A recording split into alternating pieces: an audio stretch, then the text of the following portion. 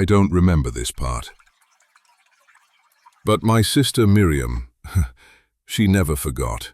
She told me our mother wove a basket, sealed it with tar and pitch, placed me inside, and set me on the Nile River, because Pharaoh had given the order, every Hebrew baby boy, throw them in the river. My mother chose to believe the current would be kinder than the king. My big sister followed that basket along the riverbank, hiding in the reeds, 12 years old, watching, praying, standing between me and death. And then, the daughter of the very man who wanted me dead reached into the water. She pulled out the basket. She looked inside. She saw a crying Hebrew baby, and instead of following her father's orders, she chose mercy. She named me Moses. It means drawn out of the water. I grew up in this palace. Pharaoh's grandson, the finest tutors in Egypt, the best food money couldn't buy, gold everywhere you looked. To everyone in this building, I was royalty. But there was something they didn't know. I'm Hebrew. My real mother nursed me right here in this palace. Pharaoh's daughter hired her, not even knowing she was my actual mother. One hand wearing Egyptian gold, the other knowing where it really came from. I know who my people are. I see them every day. Every morning I stood on that balcony, watching my people carry bricks in the sun, getting beaten, breaking their backs for someone else's monuments. And I sat up here, eating at Pharaoh's table, unable to taste a thing, because I knew whose backs paid for every bite. Something had to change. I was walking through the worksite, and I saw it, an Egyptian guard beating one of my brothers. Not discipline and not correction. He was going to kill him. I looked left and then right. Nobody was watching. And something inside me just snapped. I killed him. I buried him in the sand. I thought nobody saw. I was wrong. Pharaoh found out. He wanted me dead. So I ran. I ran until Egypt was a memory on the horizon. Palace, title, power, family, gone. Now I had sand in my lungs and blood on my conscience. I ended up in Midian, middle of nowhere. Helped some women at a well. Their father Jethro took me in. And Zipporah? For the first time in a long time, I felt like maybe God was giving me a second chance. 40 years. 40 years I herded sheep in this desert, watching sunsets, becoming nobody. The palace felt like someone else's dream. Egypt felt like another lifetime. I was 80 years old. I figured, this was it. This was my story, but I was wrong. I was just walking the sheep near the mountain. Normal day, normal route. And then I saw it. A bush, on fire, but not burning. The leaves were green, the branches weren't turning to ash. I've lived in this desert for 40 years. Fire doesn't do this. I had to get closer. He said my name. The bush said my name. Moses. Moses. He told me to take off my sandals, because the ground I was standing on was holy. It was God. The God of Abraham, the God of Isaac, the God of Jacob, the God of my fathers. He said he saw what was happening to my people in Egypt. He heard their crying, he knew their suffering, and he was sending me back. Who am I to go to Pharaoh? I can barely speak without stammering. I'm a shepherd. I'm a murderer. I'm 80 years old. But he said, I will be with you. I said, what if they don't believe me? He told me to throw down my staff. It became a snake. I grabbed it.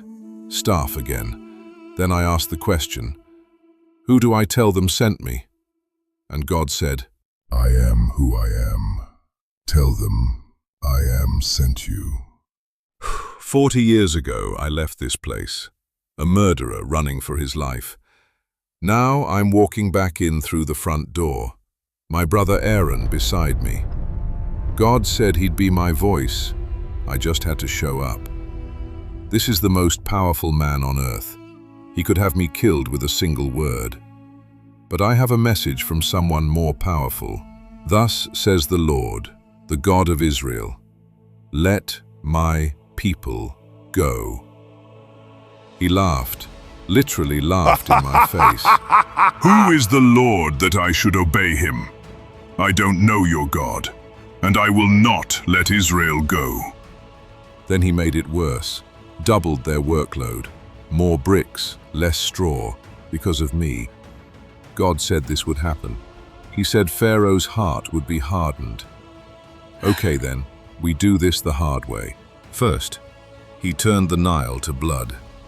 The same river they threw our babies into ran red. Then frogs, everywhere, in their beds, in their ovens, in their bread dough. Then gnats so thick you couldn't breathe. Then flies that blacked out the sun. Their livestock dropped dead. Ours stood healthy. Boils covered their skin.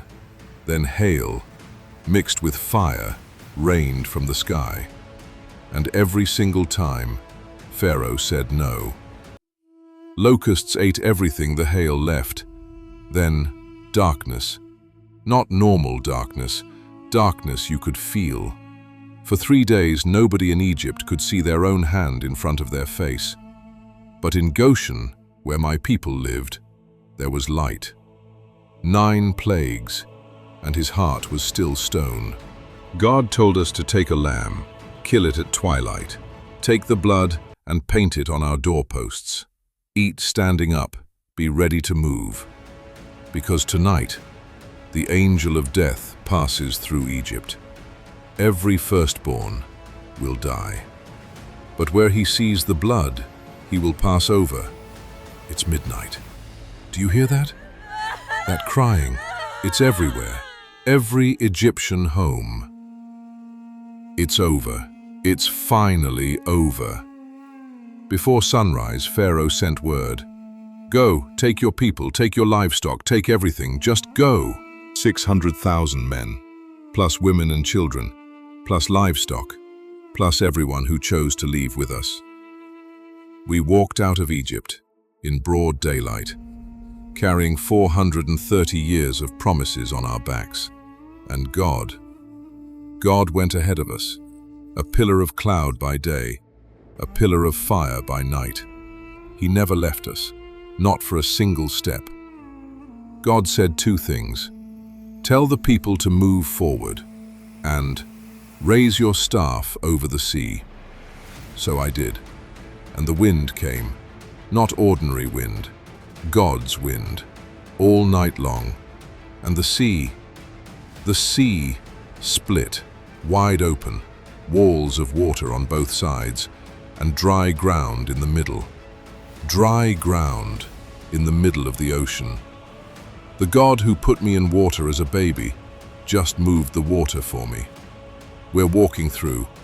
Right now, I'm walking through the sea. Walls of water on both sides. I can see fish swimming inside them. The ground beneath my feet is dry. God is holding the ocean apart for us.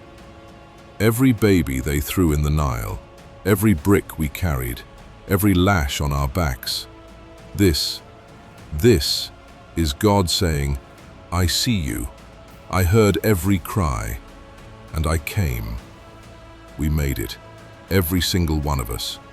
And when Pharaoh's army tried to follow, God let the waters go. 430 years of slavery.